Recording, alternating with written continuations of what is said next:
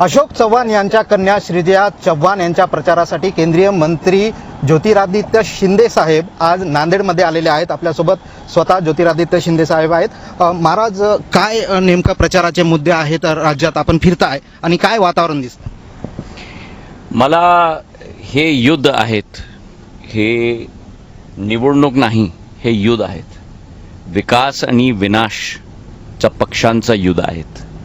पंतप्रधानची सोच आणि विचारधारा आत्मनिर्भर भारतचा, विकसित भारतचा आणि भारतला एक विश्वगुरूच्या रूपामध्ये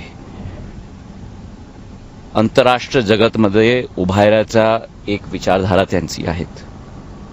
आणि इथे हे महाविकास आघाडी नाही, हे महाविनाश आघाडी आहेत। त्यांचे एक मात्र लक्ष आहे त्यांचं की त्यांना सिंहासन पाहिजे, सत्ता पाहिजे, भ्रष्टाचार करायची एक लक्ष त्यांची आहेत। आणि मला आता 4 दिवस झाले महाराष्ट्राचा प्रवासचा आणि मला संपूर्ण 100% मला विश्वास आहेत की महायुतीची सरकार पंतप्रधानच्या निर्देशमध्ये महाराष्ट्राची जनता त्यांना स्थापित करणार ह्याची पूर्ण विश्वास 100% मला आहेत। आपण राज्यामध्ये फिरताय, लोकसभेला तितकंसं यश महायुतीला मिळालं नाही महाराष्ट्रामध्ये, आता काय चित्र दिसतं? वातावरण बदलून केलं, आता संपूर्ण वातावरण बदलून गेलं। आणि मी तुम्हाला सांगतो, तुम्ही हरियाणाला पाहून घ्या, विधानसभाची निवडणूक आणि लोकसभाची निवडणूक वेगळं आहेत। मतदाताची विचारधारा स्पष्ट आहेत आणि महाराष्ट्रामध्ये लोकसभाच्या नतिजाच्या नंतर आमची सरकारची नीती, विचारधारा, योजना त्याच्याबद्दल शेतकऱ्यांच्या जवळ, बहिणीजवळ लाडकी बहिणी योजनाचा संपूर्ण विश्वास जनताच्या दिलामध्ये आहेत। ह्याची पूर्ण आशा आणि अभिलाषा आणि विश्वास मला आहेत। लोकसभा निवडणुकीमध्ये विशेषतः मराठवाड्यात जरांगे फॅक्टरचा परिणाम दिसला, आता काय वाटतं या फॅक्टरचा परिणाम होईल? आपण पाहून घ्या, आता एक माणसाच्या हृदयामध्ये विकासची आशा आहेत, प्रगतीची आशा आहेत। विकास तुम्ही महाराष्ट्राची गोष्टी सोडून द्या, राष्ट्राचे एक माणस च्या दिलामध्ये विकास आणि प्रगतीची आशा आणि अभिलाषा आहेत।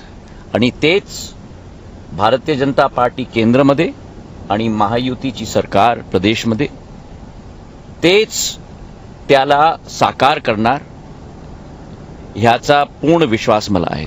मराठा जातीला जर आरक्षण द्यायचंच असेल तर तो विषय केंद्राचा आहे, कशा पद्धतीनं दिलं जाऊ शकतं, तुम्हाला काय वाटतं? माझी एक ही विनंती आहे, महाराष्ट्राचा चुनाव, महाराष्ट्राचा विकास आणि महाराष्ट्राची प्रगती त्याच्यावरती तुम्ही केंद्रित करा, ते आम्हाला सगळ्यांना पाहिजे। RSS संघ जो आहे तो संविधानावर हल्ला करत आहे असं राहुल गांधी म्हणाले आहेत आणि राहुल गांधी फक्त आपल्या मित्रांचाच विकास करतात, काय उत्तर असेल राहुल गांधी? आता मी काँग्रेसला काय सांगू? मंचवरती मी सांगितलं होतं ना, त्यांची काय विचारधारा देशामध्ये, ते काय सांगतात की आरक्षण का संरक्षण आम्ही करणार, आणि विदेश जाऊन काय सांगतात, आमची सरकार येईल, आरक्षण आम्ही समाप्त करणार। त्यांची असली चेहरा तेच आहेत आणि त्यांची काँग्रेसची विचारधारा ही राष्ट्राच्या पक्षामध्ये नाही, राष्ट्राच्या विरोधमध्ये, विदेशच्या मातीमध्ये जाऊन आमच्या ध्वजला नीचे करायची विचारधारा, त्याच्यामध्ये तुम्ही काय सांगणार त्यांना? बटेंगे तो कटेंगे आणि मोदींनी नारा दिला आहे की एक है तो सेफ है, आणि पण काँग्रेस त्याला विरोधात देते की डरोगे तो मरोगे, काय नेमकं चाललंय? बाबा, मी आपणला सांगतो ना, भारतचा एक एक माणूस पंतप्रधानच्या नेतृत्वामध्ये एक आहेत आणि पंतप्रधानची नेतृत्वामध्ये संपूर्ण देशाच्या माणसाच्या विश्वास आहेत. 10 वर्षामध्ये पहा, आता देशाचा मान सन्मान विश्व पटल वरती नक्षत्राच्या रूपामध्ये आता आला. आर्थिक शक्तीमध्ये आता देश 11 नंबरवरती होता, आता 5 नंबरवरती. 2047 मध्ये 3 नंबरवरती होणार, जर्मनी आणि जपानला पिछाडून.